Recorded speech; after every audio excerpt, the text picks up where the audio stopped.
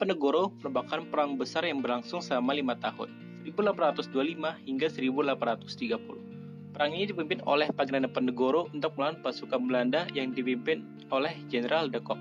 Akibatnya, sekitar 200.000 pejuang rakyat Jawa gugur dan di kubu Belanda menewaskan sekitar 8.000 tentara Belanda. Berbagai dukungan datang untuk membantu pasukan Diponegoro, terutama para ulama antara lain Pangeran Mangkubumi, Sentot Ali Basyah, Haji Mustopo, Haji Badarudin, dan Kyai Mojo. Seusai melihat pemasakan patok tersebut, maka Pangeran Diponegoro menggantinya dengan tombak. Akhirnya, tentara Belanda hendak menangkap Pangeran Diponegoro karena dinilai memberontak. Seketika itu juga rakyat mendeklarasikan perang terhadap Belanda. Pada tanggal 20 Juli 1925, Belanda pun langsung berniat menangkap Pangeran Diponegoro di kediamannya di daerah Tegalrejo. Namun akhirnya beliau dapat lolos dan melarikan diri ke daerah Dekso, Kulon Progo, sampai akhirnya tiba di Goa Selarong di daerah Bantul. Dalam menghadapi pasukan Belanda, Pangeran Diponegoro menggunakan taktik gerilya, yaitu melakukan pengelabuan, serangan kilat, dan pengepungan tak terlihat.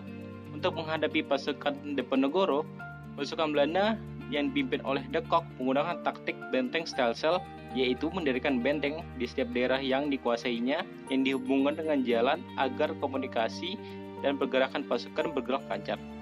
Taktik tersebut digunakan untuk mempersempit gerakan Pangeran Diponegoro dan hasilnya terbukti sukses.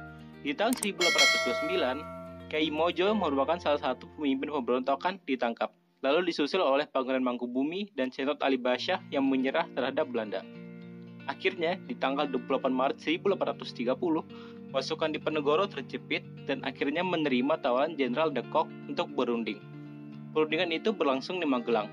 Namun, karena di dalam perundingan tidak menemui kesepakatan, Pangeran Diponegoro ditangkap dan kemudian dibawa ke Batavia, sampai akhirnya diasingkan di Manado dan dipindahkan ke Makassar.